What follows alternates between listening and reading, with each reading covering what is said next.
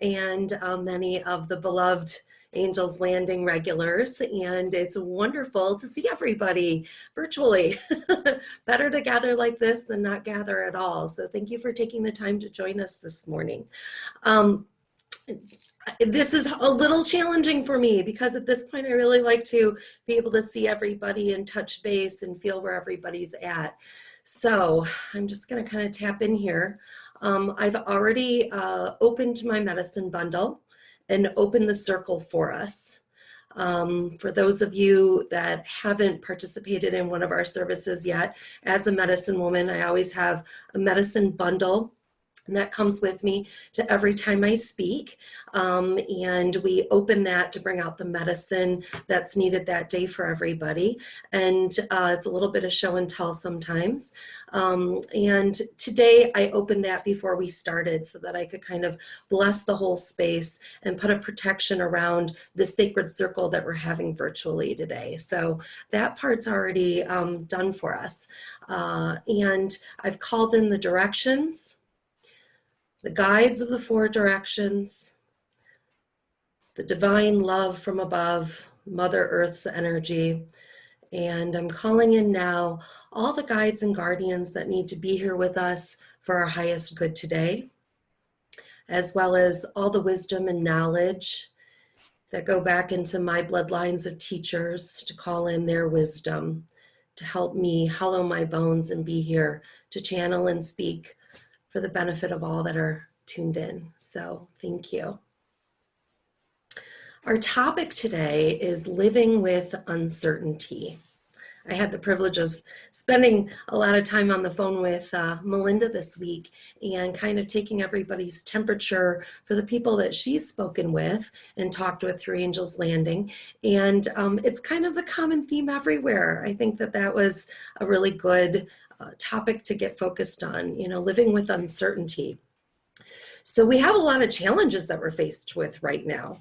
And the biggest one being probably uncertainty for many people. The uncertainty shows up because everything that we're dealing with this pandemic is kind of invisible. We can't see it. We don't even know it's there. It can lay dormant and then show up. And then there's a whole lot of other uncertainties that are invisible to us. A lot of that comes up because we can't always know where the end point is, so it's okay to be flexible and try to adapt to change. But one of the hard things is knowing when the end point is. Oftentimes when we're faced with challenge, we kind of have an idea of that. And this end point kind of keeps moving in the calendar, the way that the third dimensional world is looking at everything. Those of us that are in Ohio, we have the benefit and the privilege and blessing of having Dr. Amy Atkin and our Governor DeWine leading the pack, and we're very fortunate that way. But even they, keep leading us to the best of their knowledge where we can go. So it can be really challenging not knowing when the experts aren't even sure where things are going. That leaves us with a lot of uncertainty as well. We have a collective anxiety and fear going on around us. This is another big challenge. So, many people around us have this anxiety build up, and they don't know where it's coming from, even when they try to control it, but it's just kind of bubbling up. And that induces a lot of fear. And we are all electric, energetic beings. And so even if we're not out there in the world in the public, and those that are probably exposed to even a higher degree of this, we are subject to feeling other people's vibration, other people's energy, if you will. And so we kind of have that feeding coming into us of that anxiety and fear. And that can take our own and escalate it and magnify it. And that can be a huge challenge as well. We have the fear also of what we're being told versus what is true. So I've gotten a lot of feedback from some of my clients about that in my private practice. We can get really fearful and anxious about not understanding what the truth of the matter is, not always knowing what's the source to trust, what do I really believe, and kind of being in limbo about the facts of the situation. And that can be really challenging as well. We're confronted a lot by our weaknesses right now. And that stirs us up because we are kind of in this pressure cooker, physically, shelter in place, but the pressure cooker all around the entire world. And that can really pull up a lot of our shadow side. And I'll talk a little bit more about that later. But when that comes up, we're faced with our weaknesses more so than our strengths when we're feeling challenged. We can be overwhelmed and we can feel isolated. So some people are experiencing this overwhelming right now, especially parents homeschooling. That can be challenging. We don't know what's happening economically. Many of us don't have any form of income right now, and without an endpoint, that gets really nerve-wracking. We can just be overwhelmed not knowing how we're going to get the supplies we need, our groceries, our toilet paper, things like that. And it's just, too much to try to figure out sometimes, that overwhelming. Or sometimes we also feel like we're isolated, especially those of us who are in the high risk categories, whether that's due to your age or a diagnosis, or if you're the ones that are on the front lines, where you're at a heightened ability to possibly catch this virus, that can be really nerve-wracking. But the people in isolation, that's even a different challenge that's really palpable. If you're missing children in your life, don't worry, because the parents that are overwhelmed will give you your grandchildren probably for the next month once this is all over. So they're going a little crazy. They're going to need your help. And, I predict that in 9 months from now, we're going to have a lot more babies. We're probably going to have a lot more divorce. And we're also going to have a much deeper love and appreciation in the world for what's really important. So hang in there. So many of us are feeling all of this pressure and all of this challenge and all of this uncertainty. And when I go into my own story and try to figure out how this lands on me, this is hard because many of us haven't experienced this level of pressure and fear before. And in reflecting upon, what I can bring my story to this, I thought about when I was in my early 30s and my daughter was being diagnosed with a rare disease, and we spent many years trying to figure out what that rare disease was. So we had this unknown, and the unknown was scary, and we didn't know when that endpoint was going to be when we would have definition to things. And there was a lot of uncertainty about what this was going to look like. And even after she was 3 and we finally got a diagnosis, many of those fears didn't necessarily resolve themselves. There was a lot of anxiety around not understanding the disease, medical professionals not understanding the disease, having no treatment, no cure, and not really understanding what life was going to look like moving forward, let alone what each day was going to bring that could be different. And so in really recognizing that, it was hard for me, feeling like I did everything I could to try to be a prepared parent, and yet I wasn't prepared for what was happening because it was just unfolding. And this was the unique divine path for me to walk and learn through this journey. And so we find ourselves today thinking to ourselves, many of us that would be a part of this type of circle are thinking, why is this so challenging? I mean, I've been doing a meditation practice. I've been on a spiritual path. I've been, trying to stay awakened and mindful and all of these wonderful things on my path. And so why is this so hard for me? And there's several answers to that. And so I'm going to get into that piece now. So we have all this challenge. Why is it that we can't shift ourselves into a better place with it? We can, and we're going to get into that in a little bit. But first, I want to explain to you what's actually happening physiologically Okay, so we're going to talk about the trauma mind, the trauma brain. Okay, when we get triggered by stress, our limbic system, part of our nervous system, our limbic system kicks into gear. That's like danger, danger, Will Robinson, danger. So it kicks into gear like that, and immediately our body releases all sorts of hormones to try to react to that. And when we get a bunch of hormones in our system, we can have all sorts of different emotions that kicks in during any sort of stress intake, whether you're watching the news or you're on social media or you're just creating thoughts in your own mind. This is going to kick in for you. So your brain tries to decipher in that once they gets that danger signal, your brain tries to decipher, okay, how am I going to take care of this?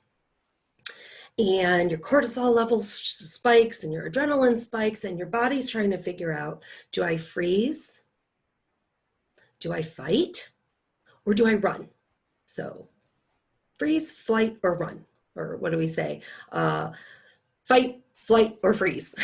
That's the one everybody kind of knows. So am I going to fight? Am I going to run and flight? Or am I going to freeze? But this is an unfamiliar scenario for the most part. You know, we've never had a world pandemic before. So it being unfamiliar to us, your brain can't exactly match it up to a paradigm that's already been registered in your memory. And so it kind of spins in a loop of those three things going fight, freeze, fight, which one should I do? Which one should I do? And it's not quite matching up. And while your brain is looping on that, you are experiencing all the emotions that come with it, whether it's frustration, depression, sadness, anxiety, anger. All of these things are looping in your brain, and you're getting these adrenaline rushes that almost could make you feel a little manic, followed by a crash, exhaustion, depression, and your mind kind of stays in that loop. So that's mostly for the layperson what the trauma mind does. And the problem is we're actually in the trauma. So until you get outside of it, it's very difficult to change anything from inside of it. So when we get stuck in that loop, because we're feeding ourselves with the media, with social media, the news, every different article and story that's being shared, when we're feeding our brains with this, and then we start having our own thoughts and we're feeding everybody's opinions in, okay? We're on that hamster wheel, we're on that loop, and it burns us out and it stresses us out, and we continue to feel uncertain and fearful and all of that insecurity and all of that uncertainty and in that trauma mind. So it's important to learn how to manage that loop. And you can. We all can, okay? We can manage that loop. First of all, consider what's a healthy diet of what your mind is processing, okay? What are you giving your mind to process? Are you creating a routine for yourself? Routine is very important to our minds staying in a stable place. Acknowledge your emotions that come up. I'm not saying they're false. They're there. Acknowledge them and do your best to let them go and recognize that this is a stress response.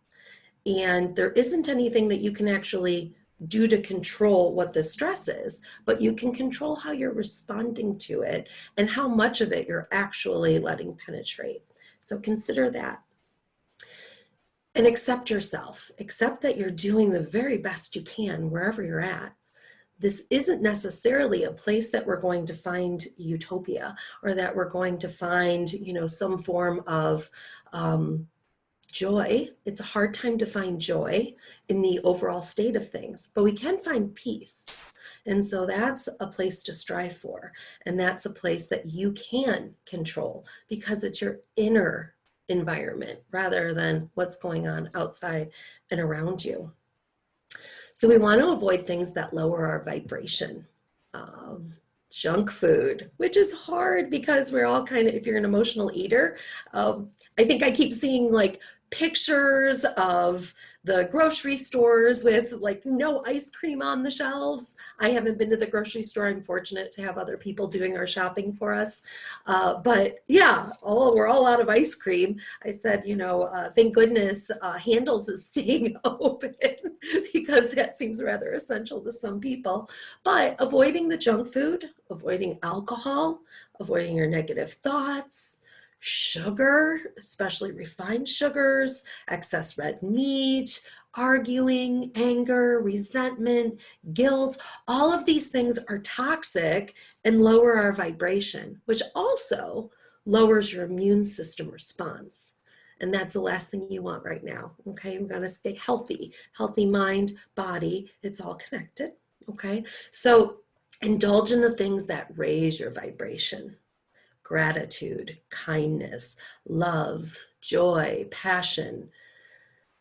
Passion. What are you passionate about? Like I said, joy might not be an easy thing to tap into with the way the world is, but can you find joy in tending to your garden, or maybe cooking a dinner from scratch for your family, or being able to just take the time to sit and read a book with a hot cup of tea, or whatever it is that feeds you, you can find joy in. And so create those experiences. That's the way you respond to this, is to create the experiences that raise your vibration. Do some exercise, get your body moving, some yoga, some Tai Chi, some Qigong, whatever it is that can help you process. And every day, make sure you get some fresh air, whether you can actually go out and enjoy nature, or just go sit outside, or stay inside and open a window. Get some fresh air. That's really good for you. And that helps raise your vibration. What music are you listening to? Are you into art and creativity? Are you able to somehow engage in those things that help you? Thich Nhat Hanh said, hold on. I had this pulled up for us. Thich Nhat Hanh said, there are many ways to calm a negative energy without suppressing or fighting it. You recognize it, you smile to it, and you invite something nicer to come up and replace it. You read some inspiring words, you listen to a piece of beautiful music, you go somewhere in nature, or you do some walking meditation. And see, when we get into that state of mind, then you realize that actually certainty itself is an illusion, and uncertainty is actually present with everything.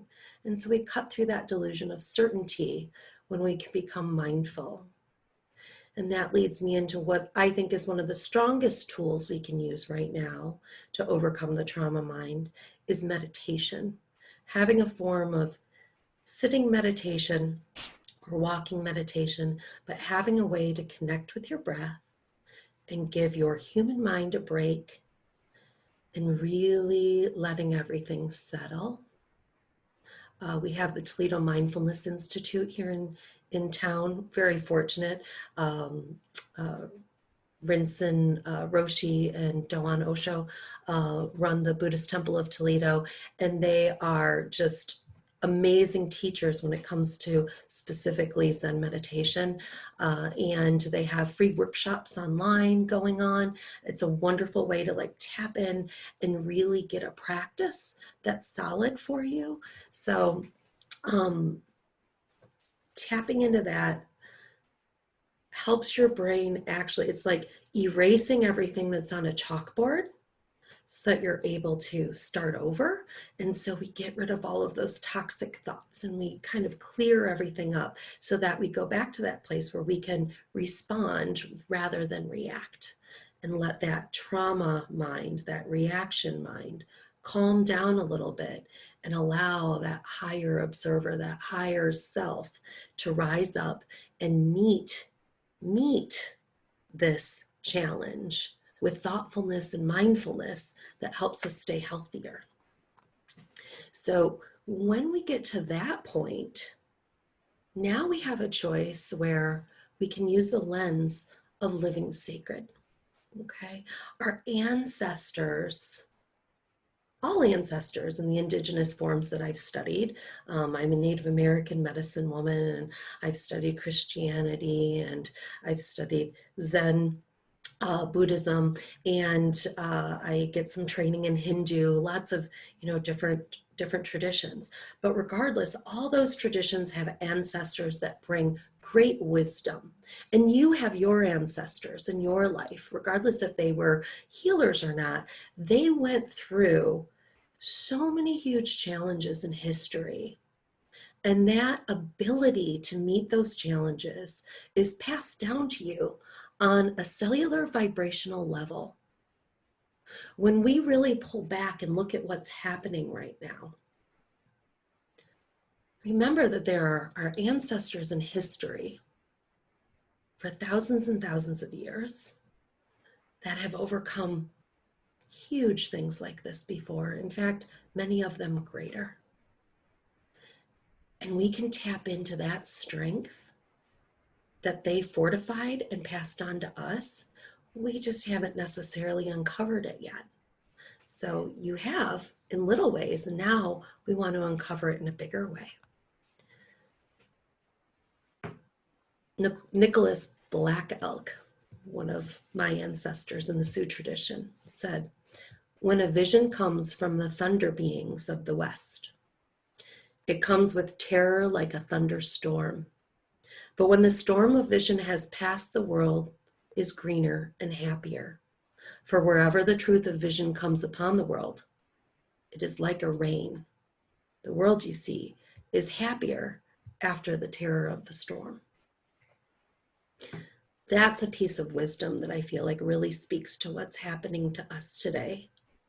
And recognizing and tapping in and seeking out those wisdoms. That's one wonderful way to use the internet or your books that are around you, is to tap into other people that deliver the positive messages of certainty that we need right now. The first piece, which is the most important, is that which comes within the souls of people when they realize their relationship, their oneness with the universe and all its powers. And when they realize that at the center of the universe dwells Great Spirit, and that this center is really everywhere, it is within each of us. It was an ancestor of Nicholas Black Elk, and that has been passed down as well. And so this is a time where we're being brought into solitude. So we talked about our challenges, and we talked about the trauma mind and how our human brain is processing everything and why those challenges are there. And now we're talking about how we can sacredly meet those challenges. And so solitude is not a challenge, it's a gift. It's a precious gift. And it's different than loneliness. When we tap into the greater belonging instead of separateness, that can only be done in solitude, ironically. We don't tap into that as deeply, into that divine space of being part of the whole when we're around a lot of people. We can relate, we can connect, we can dance around the fire, we can do these things. But think about the sacredness that comes when you're in solitude and you actually meditate yourself into the place of being in full vibration with the earth, with all the creatures, with all the beings. That is a very sacred place to take yourself to.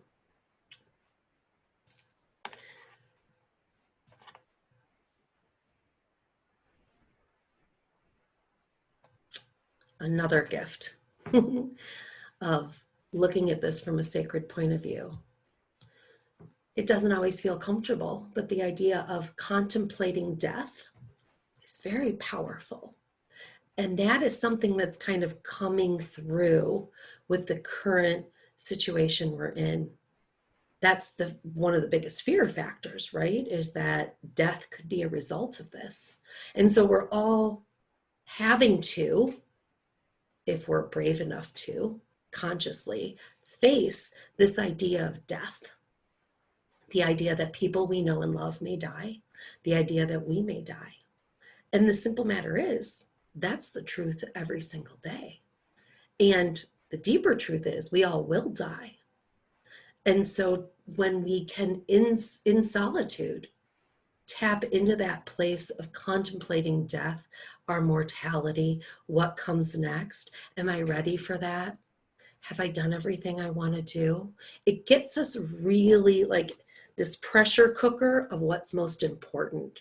That's where it's like this positive pressure, where we really get to suss out our vision and really just kind of do that cleaning energetically of wiping away everything that's not in my highest good, everything that's not serving me in the way that connects me to my own divine creator, whatever word you use, whether that's divine love or God or Muhammad, whoever it is, whatever your great spirit is for you to connect to that. That's a really intense, beautiful gift that we don't always take that deep solitude place to tap into unless we often, go on intense retreats, and some of us do. But this is a time calling us to that again. Our ancestors, and I get this also from my teacher, Dr. Goodall, talks about walk sacred, talk sacred. And we kind of wrap that all up and I say live sacred. But I want to break that live sacred up into walking sacred and talking sacred. So what we do with ourselves every day, including what we say outwardly and what we say inwardly, all greatly affects our mindfulness and our vibration. So are you being kind inwardly as well as outwardly? Are you being reverent inwardly as you are outwardly? When you are taking care of others, are you just trying to get it done? Or could you do it mindfully in a way that really steps into a place of making it a ritual, making it something sacred, almost ceremonial? And then the challenge in that, or actually it's not, the challenge is to remember to be mindful with it, but to raise up your effort. So this is what really gets us in a place of sacred ceremony, okay, is to really take any effort that you're making mindfully and dedicate that effort. So when in the Native American tradition, we make tobacco ties, and we burn tobacco ties as an offering, and there's always something with that, but we can do that mentally. So it's like every time I do something that takes effort, I do it and I offer that effort up for the sake of somebody else. And it burns it off and it lifts my vibration and it lifts other people's vibrations. And so this is one way that we can collectively help each other right now when we can't even necessarily touch each other and be with each other. So every act can raise the vibration of the entire universe. So when you do your laundry, offer up the ability to do your laundry at home for all the people that still would have to go to a laundromat during this pandemic to do their laundry. When you're brushing your teeth, offer it up for people around the world who may not even be able to brush their teeth. When you're cooking food, offer it up for all the people that might be hungry today. So make every act that you're doing a mindful act for the benefit of others. And that's a way of living sacred and creating ceremony.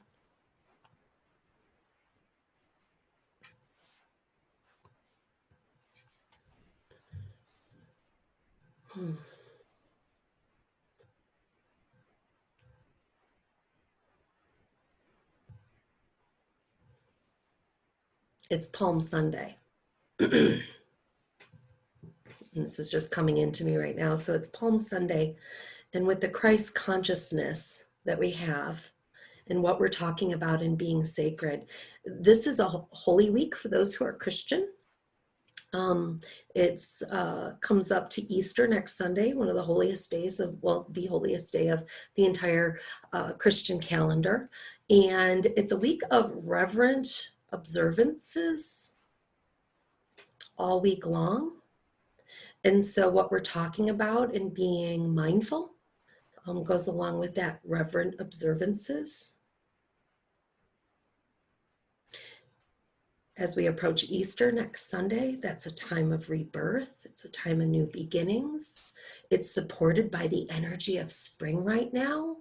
And so this all supports us moving into this space of pulling away from the fear and the stress and really creating the sacred circle around you, recognizing that you're part of a much larger sacred circle of Angels Landing, as well as a larger one of the community at whole, as well as everybody who's being mindful to lift each other up. Palm Sunday is an opportunity to reflect upon the final weeks of Jesus's life. If you're into the Christ consciousness and recognizing the path that Jesus took, he humbly entered Jerusalem today and was greeted with the palms. And he entered, I believe, he entered on a donkey. And that was a symbol, a great symbol of peace. Tapping back into some of my previous studies, I remember one of the things I learned that made an impression was the fact that when people would enter on a horse, it was this possibility of greatness. And he chose not to do that. And so there's this humbleness and solemn peace that comes with the beginning of Easter week. So if that is your journey, if that's part of your belief system, tap into that energy, because as a collective in the Christian world right now, that's very powerful. And something that will help raise you into this place that we're talking about. So the eagle's eye view, pulling back a little bit further from the sacred every day of how we practice into kind of the eagle's eye view. Part of my medicine, as named Eagle Cloud, is being able to pull away and be shown, some greater views. Sometimes it's cloudy and I have to work through that. So this is where the bigger gifts are. We have the opportunity to understand a large part of the population right now that is different than us. Okay, this is really important. This is about all of us getting together and understanding how we can be so different and yet still be in the same circle together. So people who suffer domestic abuse, people who suffer addiction, invisible diseases, invisible disabilities, human trafficking victims, brain injuries, veterans, people who have lost tremendous, who have been traumatized by death, by losing somebody close to them.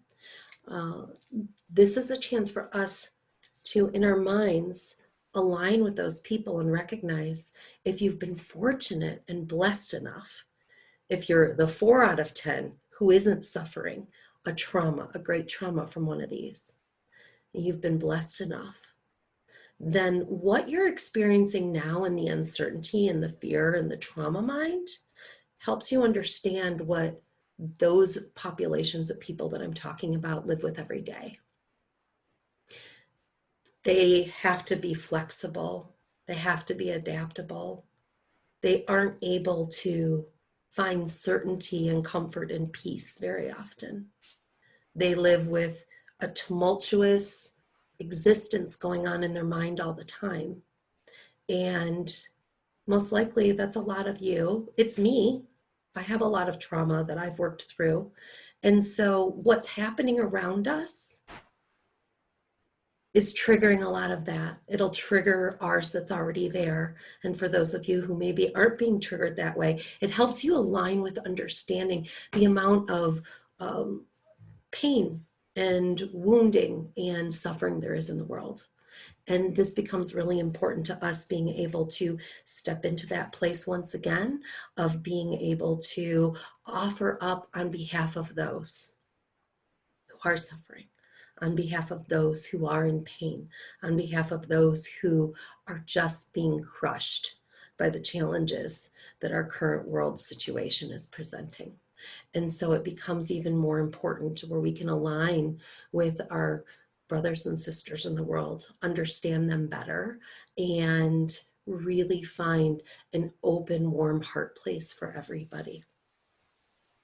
Dr. Goodall and I talked for a little while on Friday preparing for today, and she said that astrologically, it is just designed astrologically right now to open up all of our shadows to us. This whole situation is going to open up the biggest challenges within ourselves, anything that's lingering in the shadows. And that's really hard to deal with, but everything we're talking about is how we deal with it. And we have the opportunity to heal things coming up from the shadows. This is a big shift. It falls in line with the Mayan predictions of the sixth sun. Falls in line with the predictions of many of the Native American ancestors that predicted, Black Elk being one of them, which is why I was pulling some of his quotes for today. Humanity is recalibrating. We're recalibrating as a species with each other. We're recalibrating with Mother Earth. And we're recalibrating with patriarchal power and how those powers are going to shift. And so what's happening right now, if you take no other peace of mind, know that it is actually an extremely important shift going on. And you can help move through that shift by helping envision what it was from the world before COVID-19 that's worth keeping and what's not worth keeping.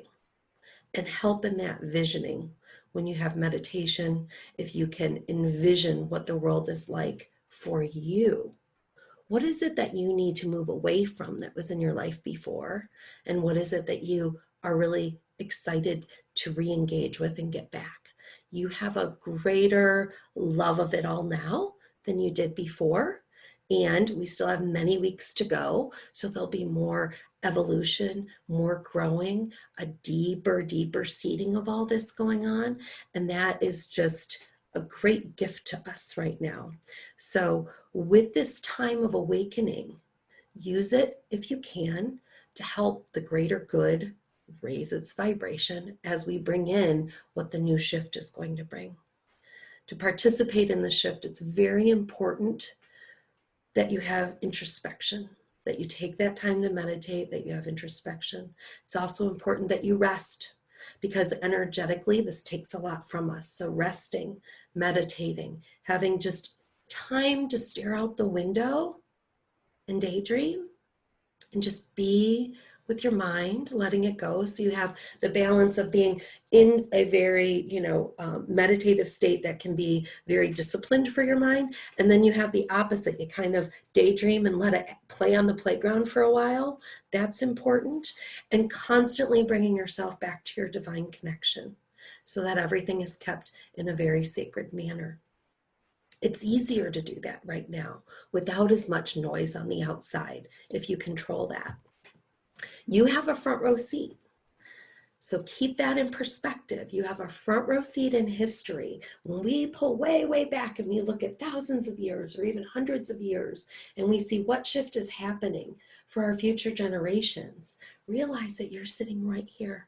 You get to see this happen. If you're older, just think about where in your lifespan you have seen change.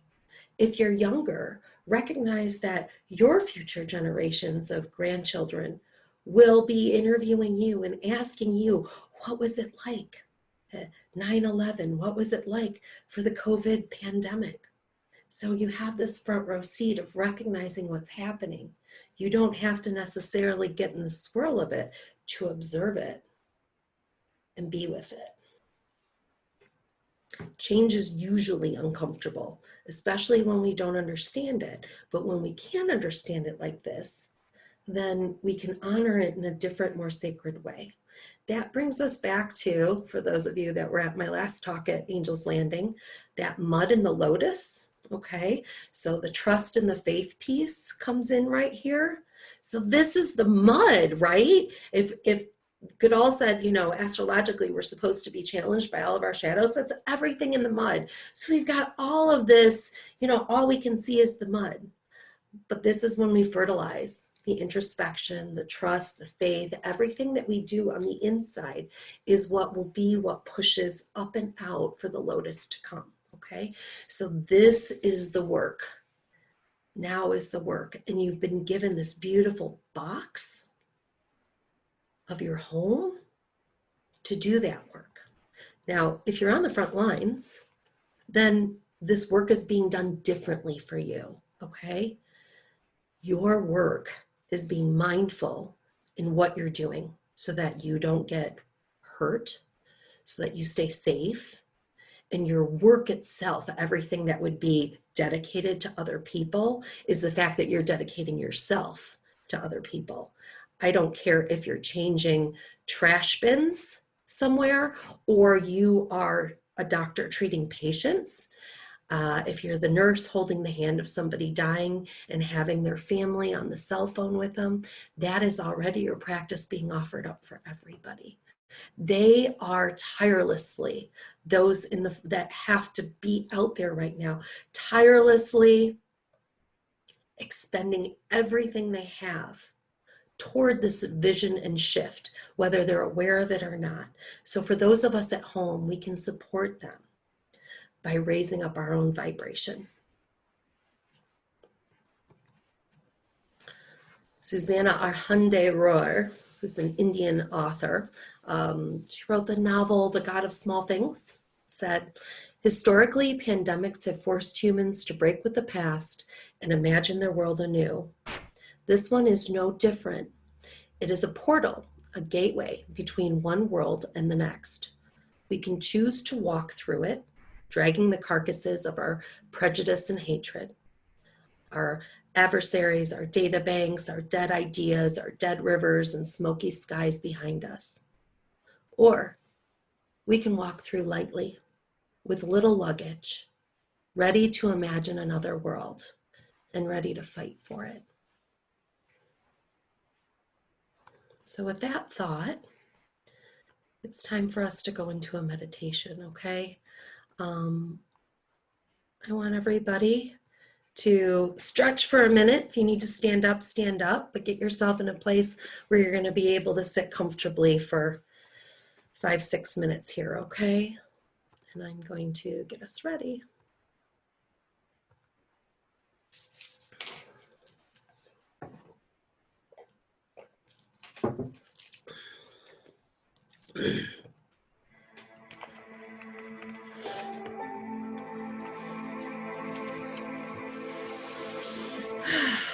Okay. If you're able to just sit somewhere comfortably, get your feet on the ground, close your eyes, go within.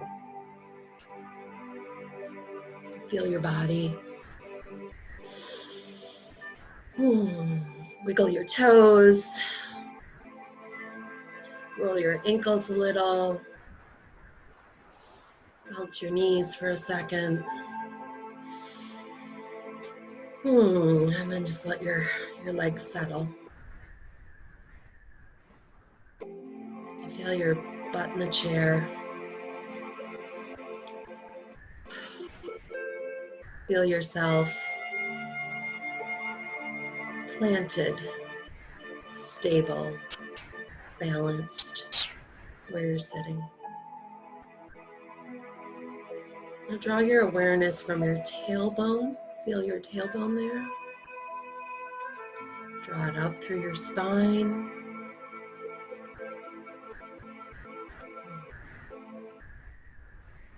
Drawing that up, bringing the energy rising through your spine, through your neck, up your head and through your crown chakra. And feel yourself just drawn by a string there, holding you up. And with that string holding you up, drop your shoulders, relax your arms and your lap.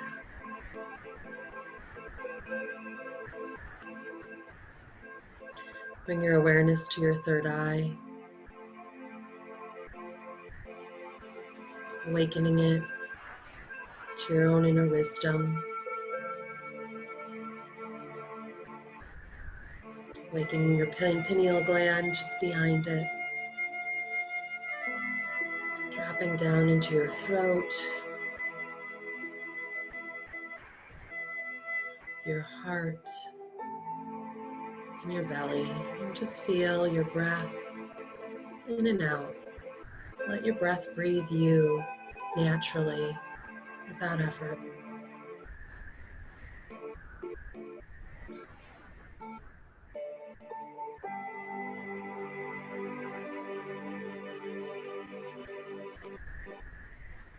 And bring all of your attention very gently to your heart chakra.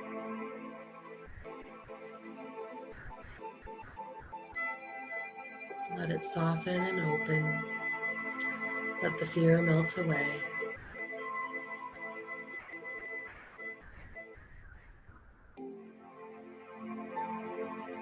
And feel it connect. I'm energetically connecting all the heartbeats of everybody listening,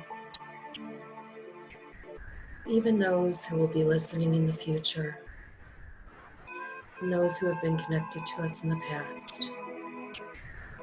All one heartbeat.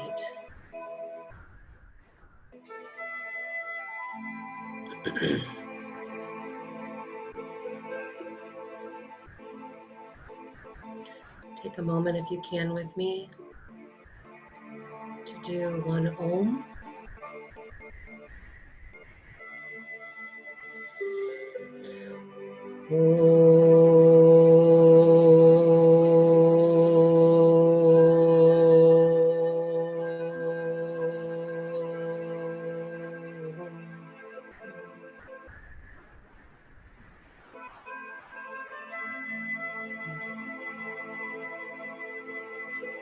Feel how that heart space feels a little differently now.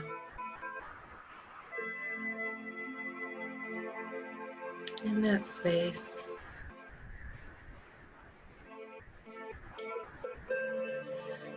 as you exhale, release your fear. Release your anger, your struggle.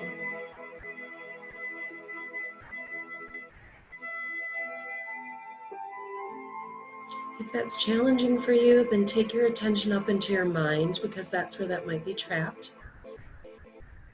And as you breathe up and in, send your breath into your brain, into that third eye, into your seventh chakra.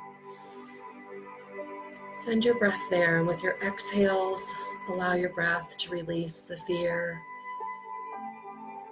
the anxiety, and the mental struggle. You could even visualize a dial, like you're dialing down your nervous system response with your breathing. With every breath, just turning that all the way down until it clicks off, or at least until it's down to 1.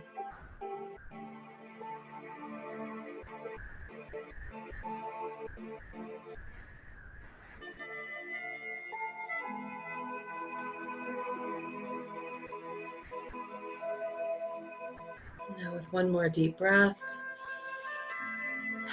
exhale out the rest of all that fear and struggle that you need to let go of.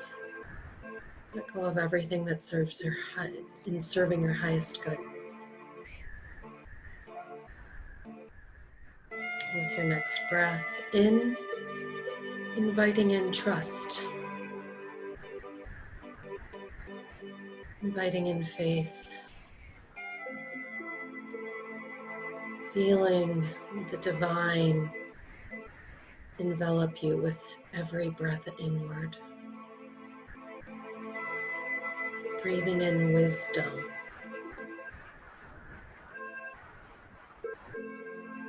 Breathing in compassion for yourself and for others. Inviting in your ancestral wisdom, all that you have that can serve your highest good now. May it awaken at the cellular level, your courage, your strength, your awareness, your peace.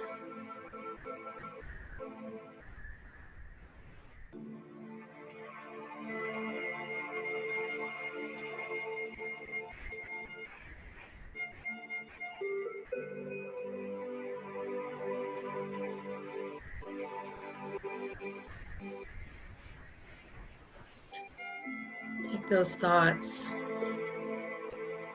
of fear,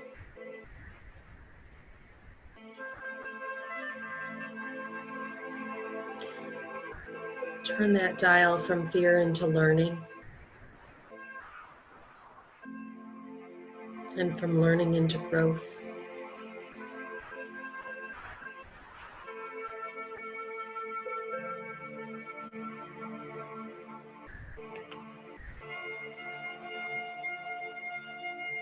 And as you breathe,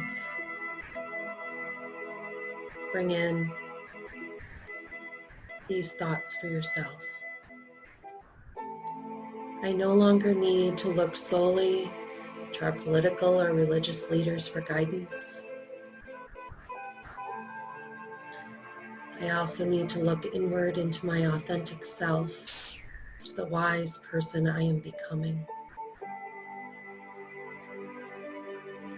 I invite in patience, the rooted belief that whatever situation or circumstance is being presented to me in the present moment is teaching and guiding me to the right path of my true purpose. I move forward in this moment with divine purpose and practice, living in a sacred manner to the best of my ability. I send blessings to all beings and experiences in my life with a loving and grateful heart.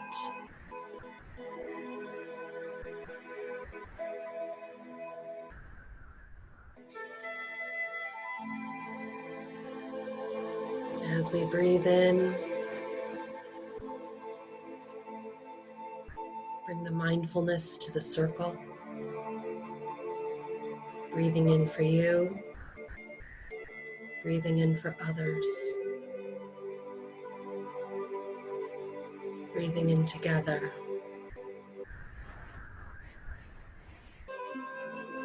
Aligned with the breath of the earth,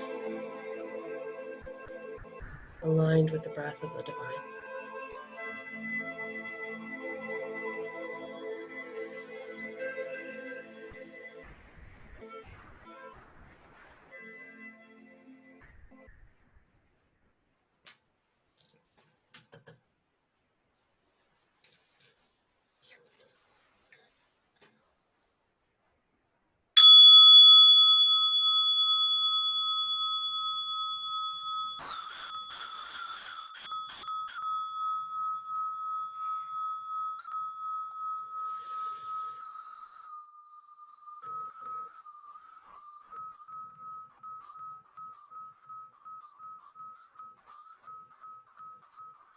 And with this, exhale.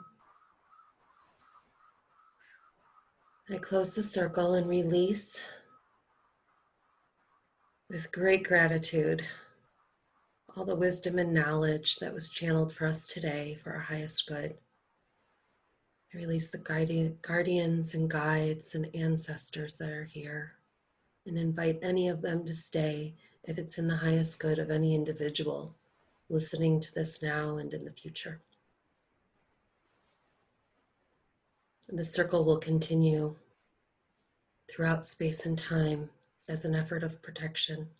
And we offer the merit of our meditation to everybody that's on the front line, to any infected patients, to the ill, to the lonely, to the overwhelmed, to all those trapped in unsafe situations right now, to our leaders, to our enemies, to our neighbors and loved ones, and all those who have died.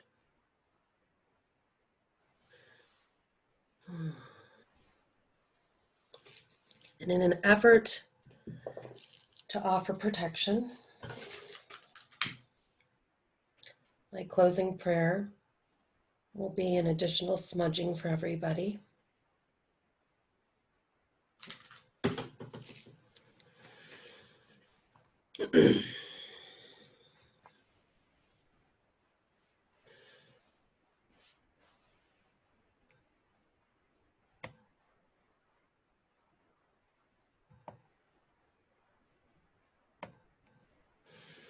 Okay. Close your eyes and open your hands. May your hands be cleansed that they create beautiful things. May your feet be cleansed that they may take you where you most need to be. May your heart be cleansed that you might hear its message clearly. May your throat be cleansed that you might speak rightly when words are needed. May your eyes be cleansed that you might see the signs and wonders of this world. May this person and space connected to this blessing be washed clean by the smoke of this fragrant sage. And may the same smoke carry each of our prayers all the way to the heavens and be one with the divine love abiding all. Aho.